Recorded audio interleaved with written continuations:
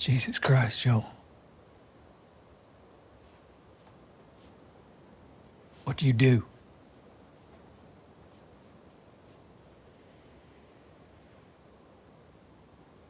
I saved her. The Last of Us is an iconic game, a wonderfully crafted story that spans decades and clutches at our heartstrings from the moment you load it up.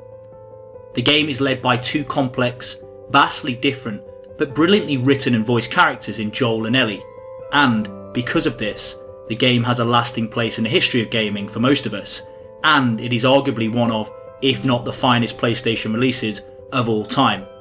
Thinking of another title that's better? Shut the fuck up. You're wrong. Okay? Okay. And now it has a TV show of the same name, which has been universally acclaimed for its writing. And who said video games weren't legit entertainment? So all of this begs the question, prior to its release in 2020, what will part 2 of this franchise have in store? How will they expand upon the story of Joel and Ellie? What new gameplay mechanics will there be? And Jesus, how good will those graphics be? Now, boys and girls, a spoiler warning. If you stumbled upon this video after watching a few episodes of the TV show, then you're most likely in the wrong place, and I'd advise for you to turn off now. But instead of building upon a rock-solid foundation they had created from the first game, they decided to do something very left of field. They fucking kill Joel. Dead, finished, done. This decision makes absolutely no sense to me. It's the equivalent of killing Agent 47 in Hitman 2. It's the equivalent of killing Solid Snake in the second installment of the Metal Gear franchise. It's the equivalent of killing fucking Joel from The Last of Us. Literally. I mean, why? That is the question here. Why on earth would you kill off your lead character? And the key question is, why would you do it like that? Joel would never fall for this. It's how he's been able to survive for all of these years out in the wilderness and within the camps. He's far too street smart for this. And what do? They have him go out like a bitch. It's embarrassing and it's a total disservice to the character. And this seems to be a growing trend now within gaming and movies as well, to mess around with IPs and, dare I say it, subvert your expectations.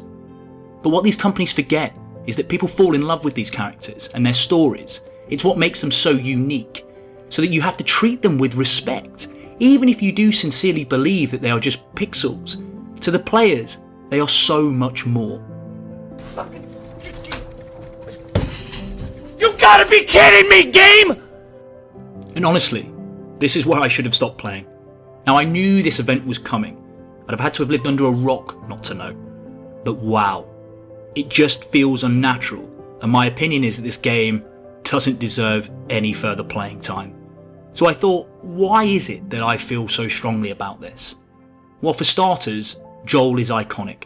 And he's iconic because he goes through quite an incredible story arc. He begins as a loving, single father to Sarah and has to endure the pain and suffering of her death, whilst also wrangling with the issue of a rapidly deteriorating human population as the infection takes over.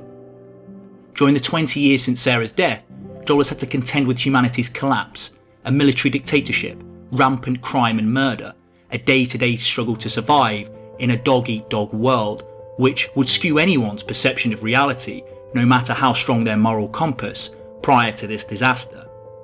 This brings us to the first game, or should I say the beginning of the first game, where we find an older, more cynical and emotionally vacant Joel.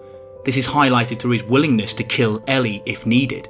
His transformation, or regression I guess, is that through his relationship with Ellie, he rediscovers his parental instincts and Ellie becomes like a daughter to him, which is what results in him saving Ellie at the end of the first game, because he sees Ellie as his responsibility. He sees Sarah in Ellie, and he understands that there is a stark right and wrong in this now evil world. Joel becomes the anti-hero in many respects, so for this to be so heavily disregarded in the second game is an insult to the legacy the developers have created, which is why it's so startling that there was so little thought given to the inevitable backlash to this event. It's akin to taking a shit on your own doorstep and then complaining that nobody wishes to visit your house. And make no mistake, this is not to bash Ellie and or playing as Ellie during the duration of this game. I love Ellie's character. She's the yin to Joel's yang, and their personalities complement each other so well throughout the first game. I'd even go as far to say the first game doesn't work without the two of them having their characters evolve throughout the game. My issue is, you could play as Ellie and have the narrative be different. As mentioned before, it's the way Joel is disposed of. It pays no service or respect to him as a character, and the situation he finds himself in is totally uncharacteristic of him as a whole. I don't mind if Joel is killed off, but to have it done so early and in such a pathetic way is wrong. And obviously, the most major issue with this is that you then spend almost half the game playing as the fucking person who killed him. I mean, what on earth were they thinking? Could you imagine this done in another title? The outrage would remain the same. Joel is murdered by Abby, who resembles something the Incredible Hulk would shit out. I mean, what on earth is this? Has she been popping roids? Imagine the value of steroids in this time. The ability to get jacked in half the time, repair your muscles at an increased rate. Jesus. There would have been like gold in this time, and she's injecting daily by the looks of it. To play as Abby is an absolute disgrace.